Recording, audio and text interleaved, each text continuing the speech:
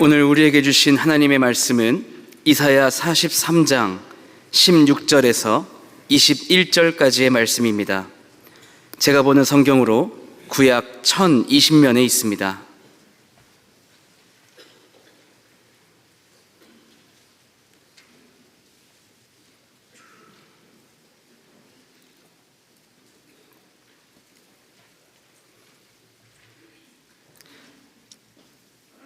하나님의 말씀을 봉독하겠습니다.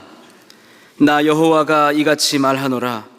바다 가운데의 길을, 큰 물 가운데에 지름길을 내고 병거와 말과 군대의 용사를 이끌어내어 그들이 일시에 엎드려져 일어나지 못하고 소멸하기를 꺼져가는 등불 같게 하였느니라.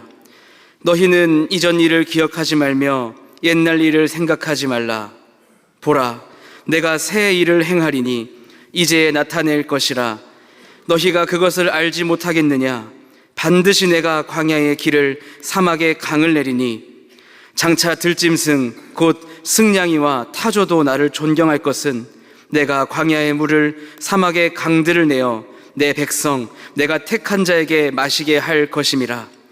이 백성은 내가 나를 위하여 지었나니 나를 찬송하게 하려 함이니라. 아멘. 무속과 주술, 부정과 불의, 그리고 불공정, 술판과 구판, 대립과 분열을 조장하는 나라에 사는 백성들은 너무도 힘들고 암담하고 지쳤습니다. 과연 하나님의 뜻은 무엇인가? 하나님의 통치는 어디에 있는가? 온갖 가짜 뉴스가 난무하고 거짓과 불의한 일들이 판을 치는 세상 속에서 사람들은 낙심하고 절망할 수밖에 없었습니다. 그런 나라에 하나님은 새 일을 행하셨습니다. 이제 하나님이 이 새 일이 바르게 이루어지도록 우리가 어떤 자세로 반응하고 어떻게 참여하느냐가 매우 중요합니다. 오늘 본문 말씀은 포로 생활을 하고 있는 이스라엘 백성들에게 하나님께서 새 일을 행하시겠다는 이사야 선지자의 예언 말씀입니다. 이사야의 예언을 전해 듣고 있는 이스라엘 백성들은 바벨론 포로 생활을 하면서 하나님의 구원을 더 이상 기대하지 않았습니다. 그렇다고 그들 스스로의 능력으로 바벨론에서 탈출할 수 있었던 것도 아닙니다. 그러니 급기야 그들은 하나님이 자신들을 버렸다고까지 생각하였습니다. 그런 그들에게 하나님께서 이사야를 통해서 약속을 주셨습니다. 하나님의 구원의 약속이 선포되었습니다. 그것은 새 일을 행하신다는 약속의 말씀입니다. 하나님은 새 일을 행하실 것을 약속하시면서 먼저 이스라엘 백성들에게 옛일을 잊으라고 말씀하십니다. 18절입니다. 너희는 이전 일을 기억하지 말며 옛날 일을 생각하지 말라. 그렇습니다. 이스라엘 백성들은 이전 일과 그 문제거리를 잊어야 했습니다. 이전 일이란 무엇을 말합니까?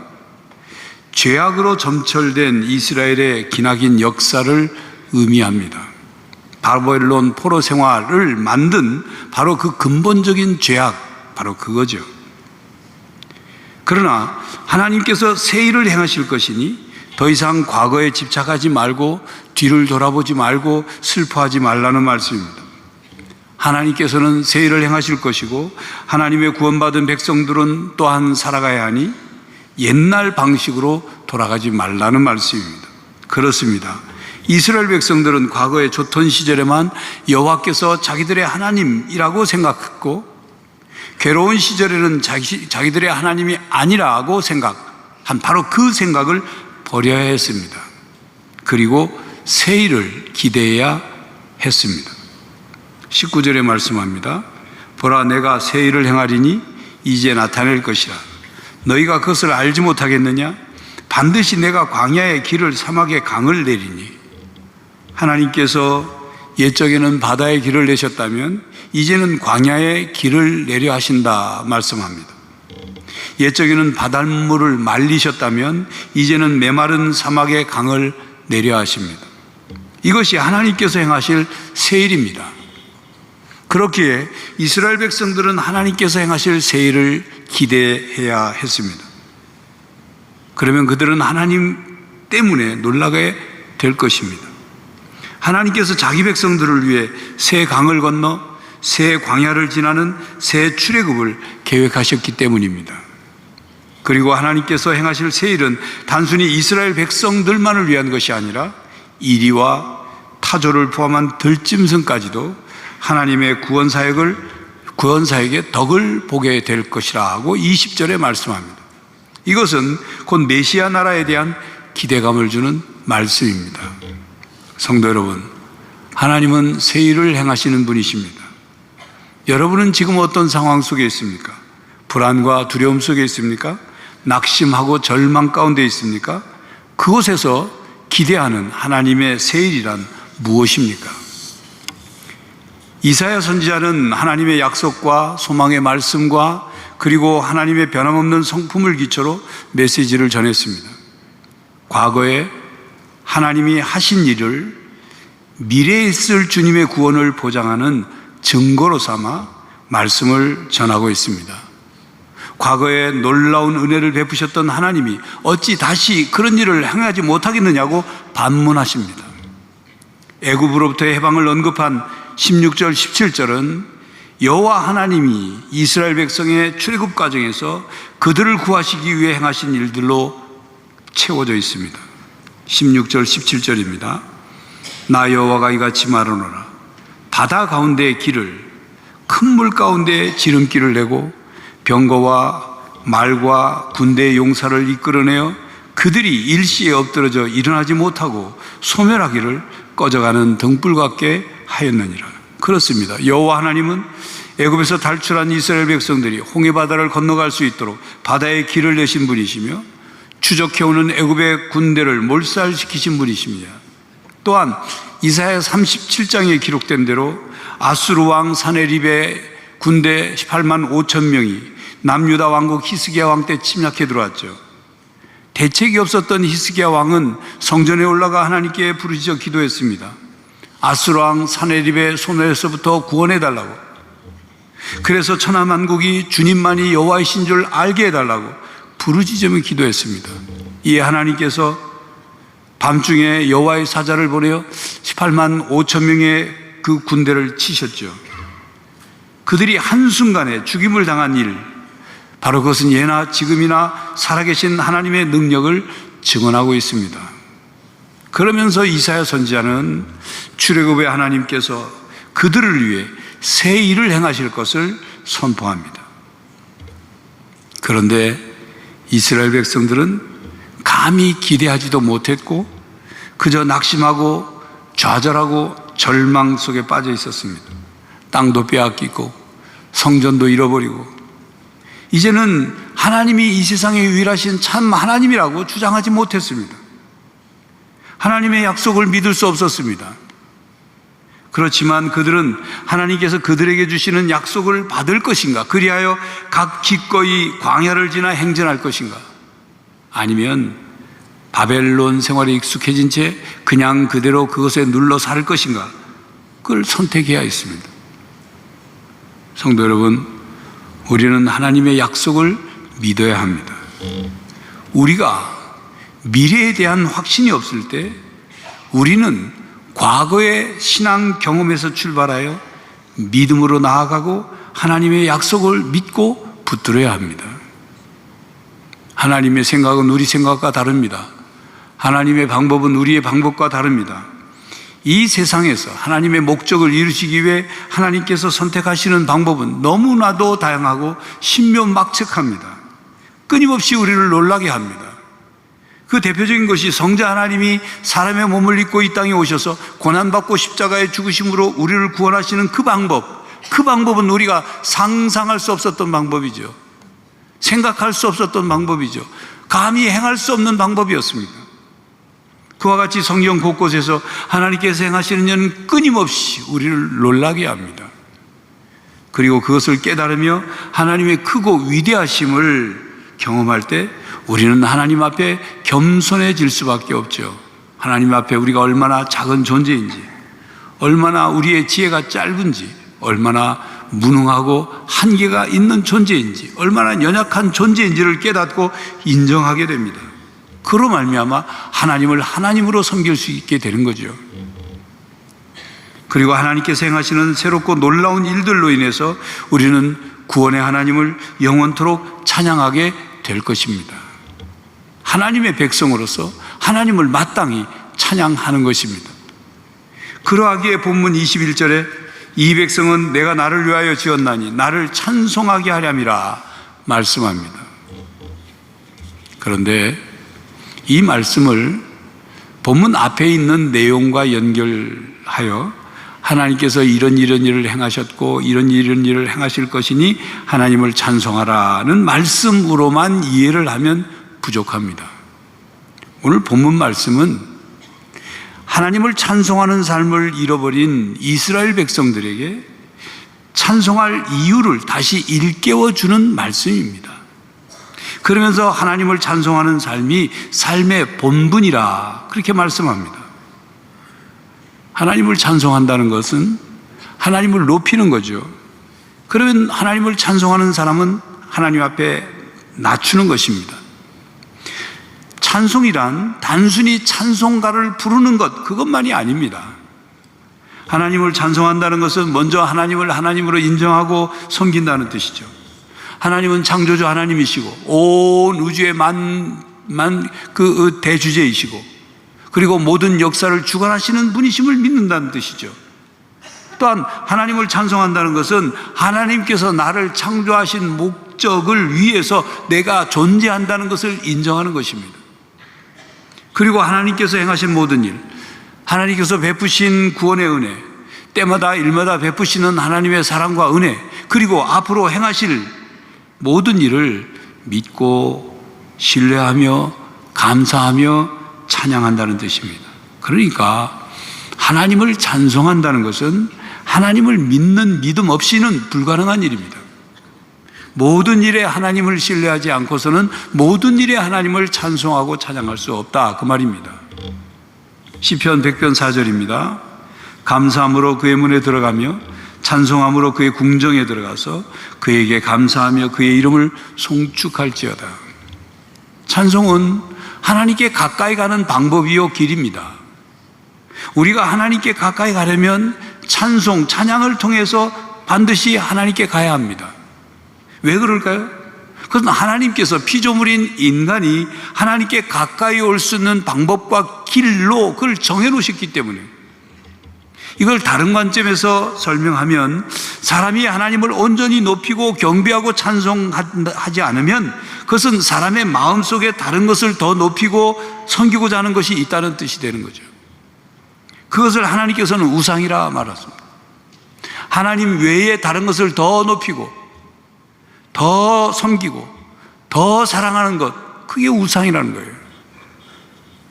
우리가 하나님을 위해 존재하는 것이지 하나님이 우리를 위해 존재하시는 것이 아닙니다. 하나님의 선한 목적을 위해 우리가 존재하는 것입니다. 이런 관점에서 하나님께서 우리를 하나님을 위하여 지으셨고 하나님을 하게 하려고 지으셨다는 본문 21절 말씀을 우리는 바르게 이해해야 합니다. 그러므로 성도 여러분, 하나님을 하나님으로 믿고 섬긴다면 하나님을 높이며 찬송하시기 바랍니다. 하나님을 찬송하는 삶의 자세로 살아가시기 바랍니다.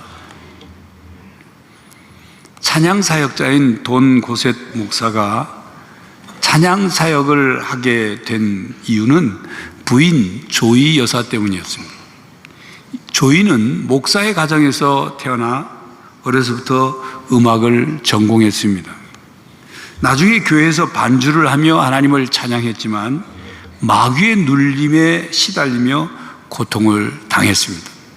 마귀가 끊임없이 조이의 귀에 대고 속삭였습니다. 너는 21살까지밖에 못 살아. 21살 되던 해에 너는 반드시 죽을 거야. 끊임없이 속삭였습니다.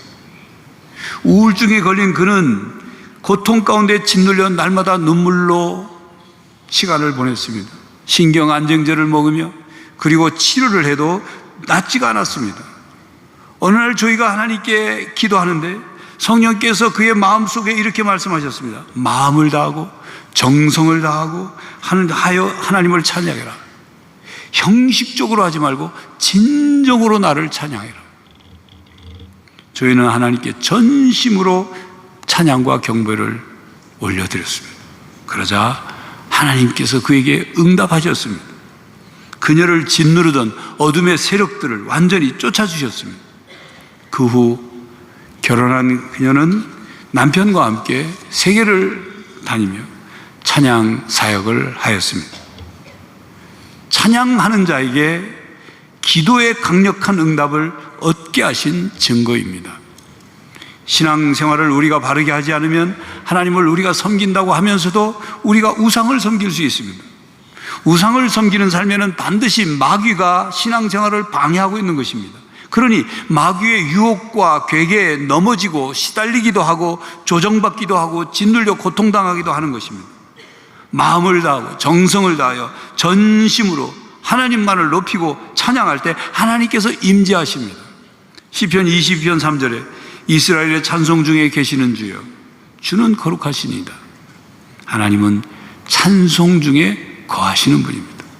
그러므로 우리가 하나님을 찬양할 때 하나님께서 우리에게 임재하시죠. 그래서 우리의 영혼이 순화되는 것입니다. 하나님으로 인하여 우리의 마음에 평안이 오는 거죠. 기쁨을 얻게 되는 것입니다. 힘을 얻게 되는 겁니다. 하나님을 전적으로 의존하는 믿음을 갖게 되는 것입니다. 그렇게 찬양의 능력을 경험한 돈 고센 목사는 아내와 함께 찬양 사역을 하면서 그리고 책을 썼는데 찬양의 폭발적 능력이라는 책에서 찬양에 대한 7가지 질문을 합니다. 그중 몇 가지만 소개하겠습니다. 나는 맑은 날씨만 선호하는 그리스도인인가? 이 질문은 모든 일이 잘 되고 좋은 환경에서만 주님을 찬양하는 사람이냐고 묻는 질문입니다. 나는 뒤로 물러가는 그리스도인인가? 이 질문은 마음에 기쁨이 없고 주 찬양하기를 멈춘 사람은 아니냐라는 질문입니다. 나는 효과적인 기도 생활의 기본 요소인 감사함과 찬양을 게을리하고 있는가? 이 질문은 우리 기도에 간구하는 내용만이 아니라 하나님께 감사하고 하나님을 높이는 고백이 있느냐라는 질문입니다. 내가 주님께 감사로 제사 드릴 때 진정 하나님을 영화롭게 하는 것임을 제대로 이해하고 있는가? 이 질문은 하나님께 감사를 드리고 하나님을 높이는 것이 곧 하나님을 영화롭게 하는 것이고 영광을 돌리는 것임을 알고 그렇게 하고 있느냐라는 질문입니다. 마지막으로 나는 찬양을 통해서만 얻을 수 있는 영적 전쟁에서의 승리를 경험하고 있는가? 이 질문은 하나님을 높이고 섬기는 찬양으로 하나님의 능력을 의지하여 영적 승리를 경험하고 있느냐는 질문입니다. 바로 이 질문들은 우리가 점검해야 할 질문들입니다.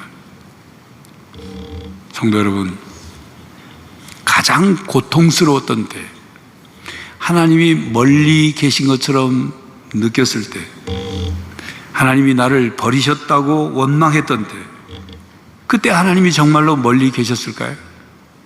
하나님이 정말로 나를 버리셨을까요? 아닙니다. 우리가 칠흑 같은 어둠과 견디기 힘든 고난 속에 있을 때도 하나님은 우리와 함께 하십니다. 그리고 하나님은 사랑하는 백성들을 위해, 사랑하는 자녀들을 위해 새 일을 계획하고 계십니다. 이 말씀이 광야를 걷는 사람들에게, 메마른 사막 한가운데 있는 사람들에게 하나님께서 주시는 약속의 말씀입니다. 그것은 하나님께서 지으신 백성들로 하여금 하나님을 찬양하는 노래를 부르게 하시기 위해서입니다. 하나님께 찬송하는 삶은 곧 하나님께 영광을 올려드리는 삶으로 이어지기 때문입니다. 여기 최악의 상황에서도 삶으로 하나님을 찬양한 한 사람을 소개하고자 합니다. 스티브 잡스보다 감동적인 사람, 이 말은 어느 평론가가 그 사람을 보고 표현한 말입니다. 그 사람은 테트라 아멜리아 신드롬이라는 희귀병으로 인해 양팔과 한쪽 다리가 없이 태어났습니다. 신체가 99cm. 그는 여러분이 이미 알고 있을 닉 부이치치라는 사람입니다. 그는 커갈수록 다른 아이들과 차이점을 느꼈고 3번이나 자살을 시도할 정도로 힘든 어린 시절을 보냈습니다. 하지만 부모님의 사랑으로, 또한 그의 어머니가 한 중증 장애인의 기사를 보여주면서 장애로 인해 어려움을 당하고 있는 것이 자신뿐만이 아님을 깨닫게 해주었죠. 그는 일반 중고등학교에 입학했고 학생회장을 지냈습니다. 호주 로던 그리피스 대학에서 회계와 경영을 전공했습니다. 누가 봐도 절망적인 환경이지만 그는 오히려 희망 전도사라 불리우며 전 세계를 다니며 40여 개국에서 400만 명 이상에게 희망을 전파했습니다. 특히 방황하는 청소년들에게 꿈을 심어 주었습니다. 왼쪽에 있는 2개의 발가락을 사용해 글씨를 쓰고 컴퓨터와 타자를 치고 면도도 하고 드럼 연주도 하고 물론 수영과 축구와 서핑과 같은 운동까지 즐기고 있습니다. 아름답고 영적인 여성 가나에와 결혼하여 건강한 아이까지 얻었습니다. 무엇보다 닉은 15살 때 하나님을 인격적으로 만났습니다.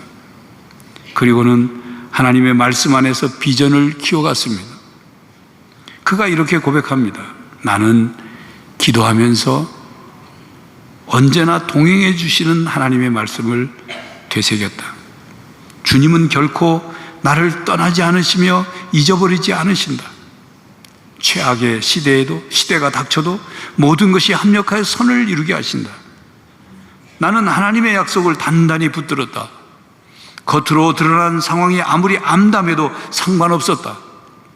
하나님은 선하신 분이기에 어려운 일이 일어나도록 허락하셨다면 그만한 이유가 있음에 틀림없다. 그 깊은 뜻을 이해할 수는 없을지라도 그분의 선하고 의로우신 성품에 의지하는 건 얼마든지 가능하다. 닉 부이치치는 불화하고 희망이 없어 보이는 자신을 하나님께서 사랑하신다는 사실을 깨달았습니다. 결코 자신을 떠나지 아니하시는 하나님을 믿었습니다. 그리고 자신을 향한 하나님의 모든 계획과 인도하심을 전적으로 받아들이고 믿었습니다. 그 전적인 믿음은 주어진 조건과 환경을 감사로 받아들이면서 하나님을 높였습니다. 그리고 있는 모습 그대로, 자기가 가진 모습 그대로 하나님께 영광을 올려드리고 있는 것입니다. 사도행전 16장에 보면 바울과 실라가 심하게 매를 맞고 말도 안 되는 억울한 일을 당하면서 빌립보의 깊은 감옥에 갇혔죠. 그런 상황에서 바울과 실라는 밤에 하나님께 찬양하고 기도했습니다. 바울과 실라는 하나님께 항변을 하고 불평을 하고 하나님을 원망할 수도 있었죠. 그런데 그들은 하나님을 찬송하며 기도했습니다. 바울과 실라는 하나님께서 어떻게 하시든지 하나님을 믿었기 때문입니다. 비록 그것이 고난과 위기일지라도 하나님께서 앞으로 하실 선한 일을 믿었고 선한 일이 이루어지기를 기다리며 하나님을 찬양한 것입니다. 그렇습니다. 모든 일에 하나님을 신뢰하지 않고서는 그렇게 모든 일에 하나님을 찬양할 수 없습니다. 바울과 실라의 이 찬양 신앙은 마침내 빌립보 감옥의 간수장과 그의 가족을 다 구원받게 하고 그리고 빌립보 교회를 세울 수 있었습니다. 빌립보에 복음이 전해진 거죠. 하나님이 그 일을 통해서 새 일을 행하신 것입니다. 성도 여러분, 어렵고 힘든 삶 가운데에서도 하나님께서 새 일을 행하실 것을 믿으십니까? 모든 것이 끝난 것 같고 소망이 사라질 때도 하나님께서 새 일을 행하실 것이라는 약속의 말씀을 믿습니까? 성부, 성자, 성령, 성삼위 하나님을 믿는다면 하나님을 높이십시오. 하나님을 찬양하십시오. 우리는 하나님을 위해 지음을 받았습니다. 그러므로 하나님께서 행하시는 모든 일에 감사해야 합니다. 하나님은 모든 일이 합력하여 선을 이루어지도록 하시는 분이기 때문입니다. 또한 앞으로 이루어질 일에 대해서도 하나님을 찬양해야 됩니다. 하나님은 반드시 하나님의 뜻을 이루실 것이기 때문입니다. 그러므로 하나님을 찬송하는 삶이 곧 하나님께 영광을 돌리는 삶입니다. 하나님을 기쁘시게 하는 삶이 되는 것입니다. 이를 위해 하나님께서 우리를 지으셨습니다. 성도 여러분, 새 일을 행하시는 하나님을 믿고 하나님의 뜻과 행하심을 찬송하며 성숙한 신앙인으로 살아가시기를 간절히 바랍니다. 기도하겠습니다. 하나님, 불안과 두려움, 곳곳에서 벌어지는 재난과 끔찍한 사건들, 그리고 낙심되고 절망스러운 세계 속에서 저희들이 하나님을 바라보게 하시고 하나님이 행하실 새 일을 바라보게 하시고 그 약속의 말씀을 믿게 해주시며 하나님께서 행하신 일, 하고 계신 일, 앞으로 하실 일에 대하여 하나님께 감사하며 하나님을 높이며 하나님을 찬양하는 신앙으로 살게 하여 주시옵소서. 성령 하나님, 우리의 마음속에 우리의 영에 이러한 새로운 성숙한 신앙을 허락하여 주시옵소서. 예수 그리스도의 이름으로 기도하옵나이다. 아멘. 성도 여러분, 어렵고 힘든 삶 속에서 낙심되고 절망스러운 세상 속에서 하나님께서 새 일을 행하실 것을 믿으십시오. 하나님께서 행하시는 일을 믿고 찬양하십시오. 하나님을 높이고 찬송하며 영광을 돌리는 성도들이 되시기를 간절히 바랍니다. 지금은 우리 주 예수 그리스도의 은혜와 하나님 아버지의 사랑과 성령 하나님의 교통하심이 어렵고 힘들고 절망스러운 상황 속에서도 하나님께서 행하실 새 일을 믿고 기대하며 하나님을 찬양하고 높이며 살기로 다짐하는 모든 성도들과 가정과 삶의 현장 위에 이제로부터 영원히 함께 하시기를 간절히 축원하옵나이다. 아멘.